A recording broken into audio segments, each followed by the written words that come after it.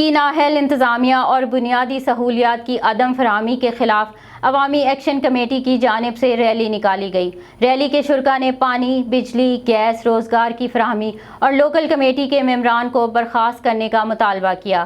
Rally میں مختلف سیاسی اور سماجی شخصیات نے شرکت کی۔ ریلی سے سردار عبداللہ آسکانی، شیر محمد انگاریہ، غنی رند اور دیگر نے خطاب کرتے ہوئے کہا کہ لوکل ڈومیسائل سلیکٹر کمیٹی کو ختم کیا جائے، حب کی غریب عوام کو بجلی، پانی جیسی سہولیات فراہم کی جائیں اور لسبیلا کینال سے پانی چوروں کے خلاف کارروائی کی جائے۔ ان سے مطالبہ کرتا ہوں کہ اس بوگس لوکل کمیٹی کو ختم کر کے کوئی اچھا سا لوکل کمیٹی بنایا جائے جس سے لوگوں کی عزت کرنا سیکھیں۔ یہ تو لوگوں کو عزت ہی نہیں کرتے ہیں۔ آپ کوئی بھی فائل لے کر جاؤ، کام ہو چاہے نہ ہو، اس سے کوئی فرق نہیں پڑتا۔ کسی افسر کے پاس جاؤ گے، کام کوئی ہوتا ہے کوئی نہیں بھی ہوتا ہے، لیکن عزت دینا کسی افسر کا، کسی کمیٹی کے ممبر کا فرض بنتا ہے۔